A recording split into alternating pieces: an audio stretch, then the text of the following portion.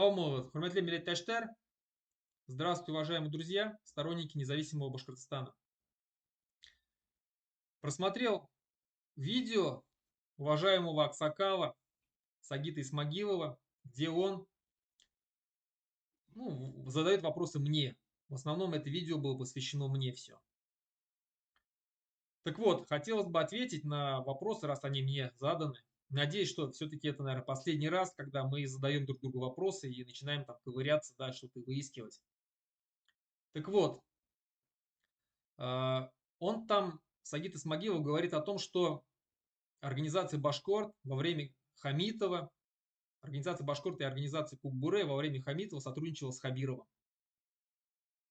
Я от себя скажу, что никогда организация Башкорт не сотрудничала с Хабировым. Единственный момент, когда наши пути пересекались и мы какие-то совместные действия делали, это в борьбе с продажей контрафактного алкоголя в районах, в деревнях. Тогда нам власть помогала в лице участковых, которые нам помогали проводить рейды по точкам продаж вот этого нелегального алкоголя. Это единственный момент, когда у нас вот какое-то было сотрудничество. И то все наши труды вот эти вот, да, видео, мы же записывали видео, выкладывали в группе Башкорт ВКонтакте. Эти видео потом председатель Всемирного Курултая Башкир тогда, Гайнулин, Данир Гайнулин, говорил, что вот, это наши ребята, там, борются. И на БСТ это показывали, помню. То есть они наши труды присвоили себе и выдали, что это они работали. Вот. Так вот, это был единственный момент, когда наши пути пересекались с Хабировым. Все. Если Сагит Исмагилов уверен, что мы работали на Хабирова, да, во времена Хамитова, как он говорит, пусть он положит руку на Коран и повторит это.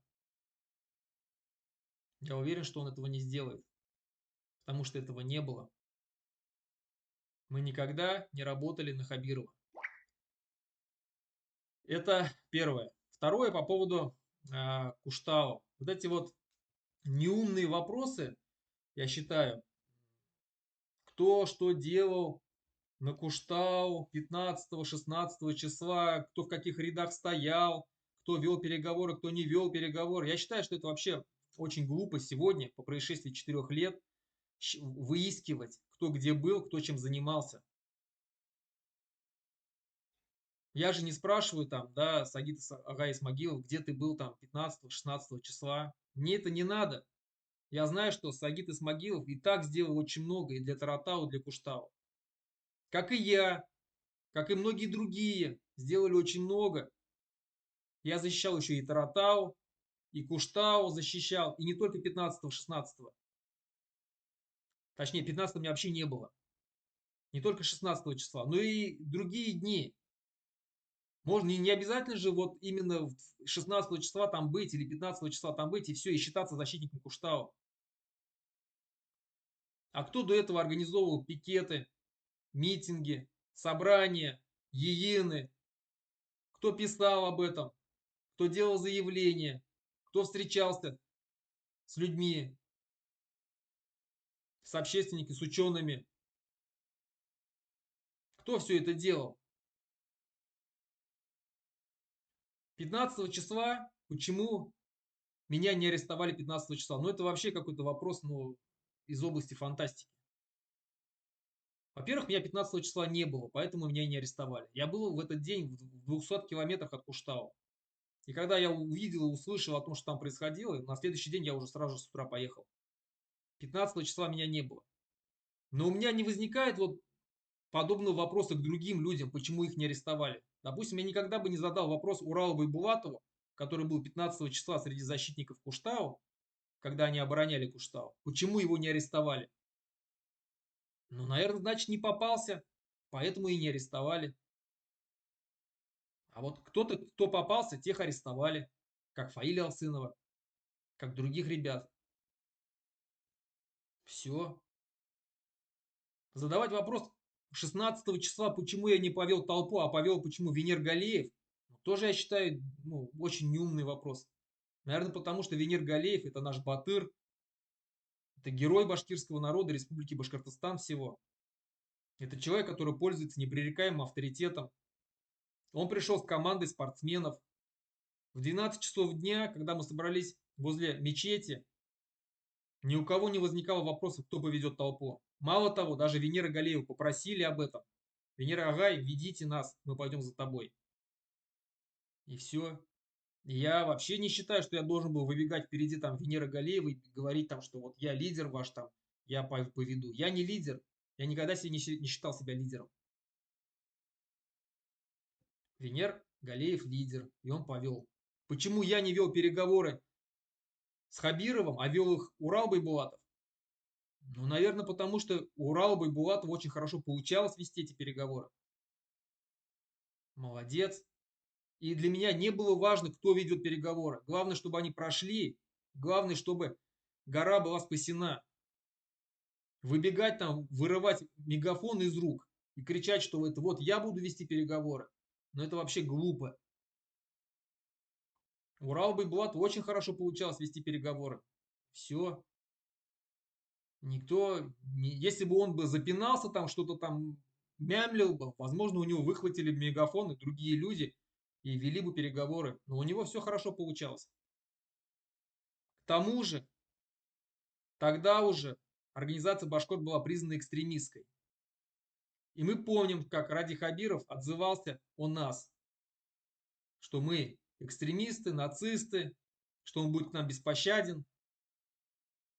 И именно поэтому мы вышли из Координационного совета, и я, и Фаиль Алсынов, потому что Хабиров отказался вести переговоры с Координационным советом, потому что там были члены организации Башкорт.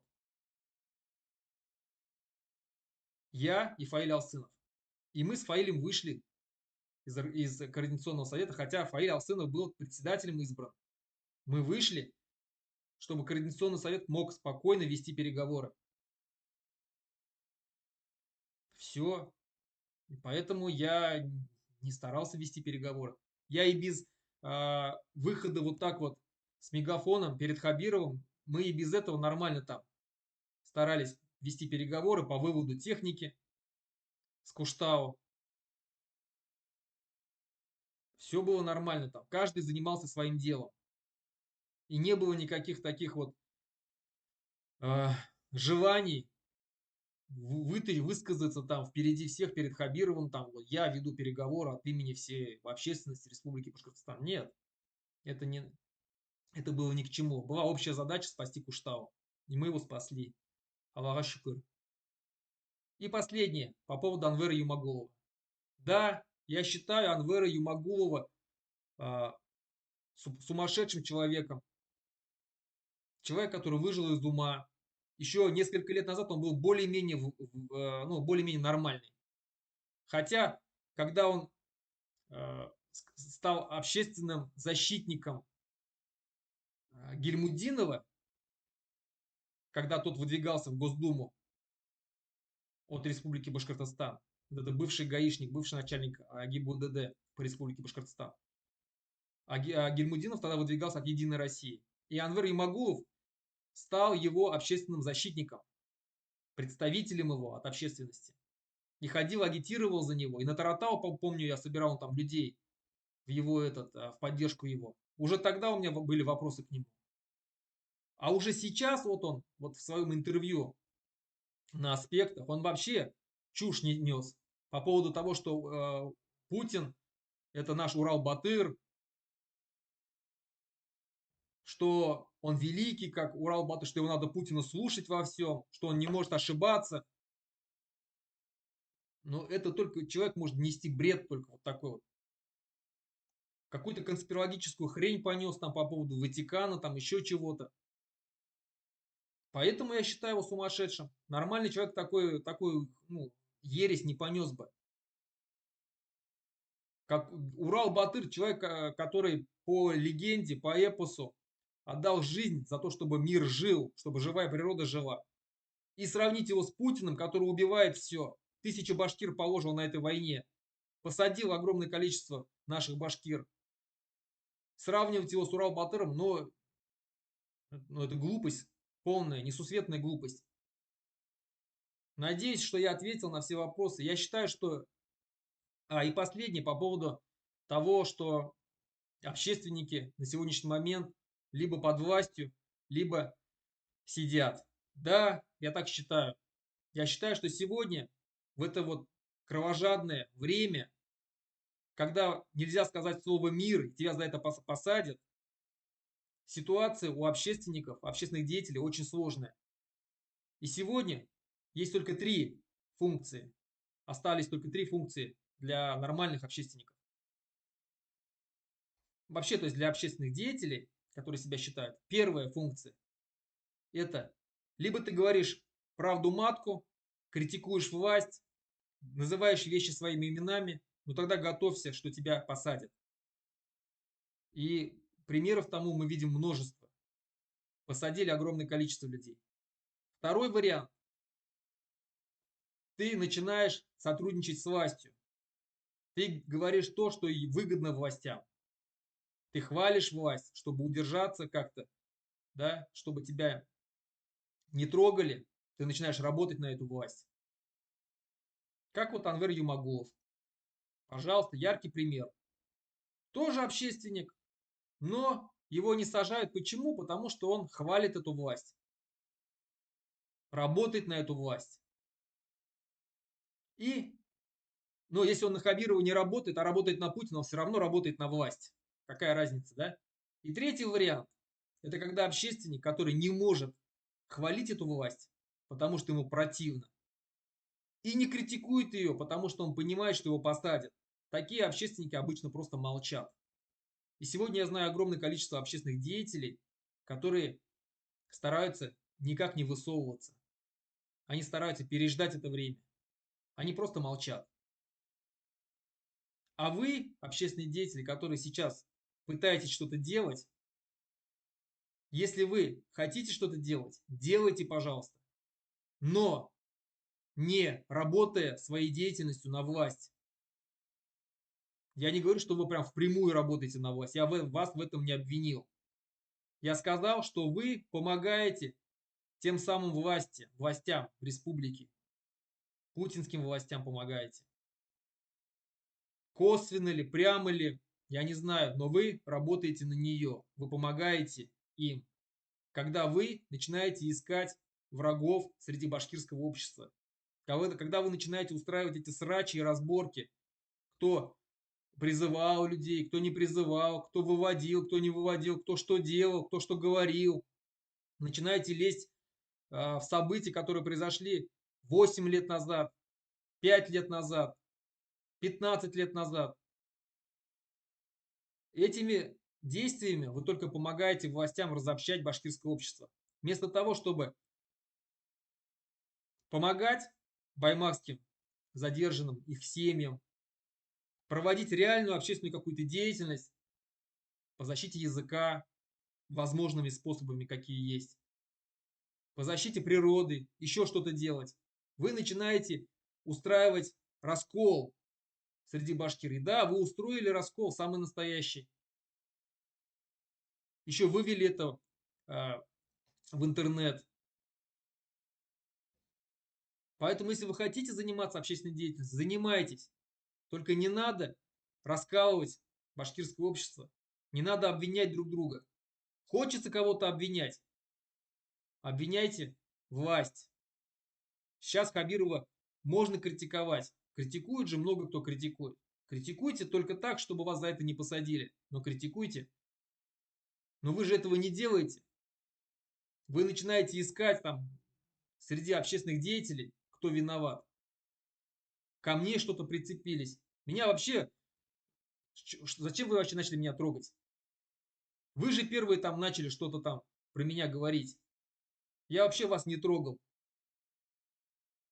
Вы начали лезть, что-то кому-то там задавать вопросы, меня вспоминать, где я, что я делал, пытаться меня обменять там на баймакских. С вашего же канала все это вышло, Сагит Агай. Не правда, что ли? Ваши люди такие вещи предлагают, провокационные. Надеюсь, что я ответил на ваши вопросы, Сагит Агай Исмагилов. И надеюсь, что вы прекратите искать соринку в собственном глазу, в глазу, точнее у других, не видя бревна в своем собственном глазу. Занимайтесь своими делами, занимайтесь делами республики, насколько это возможно. Мы будем только рады, если вы будете это делать. Хау булават, хурматлы милләттәшләр.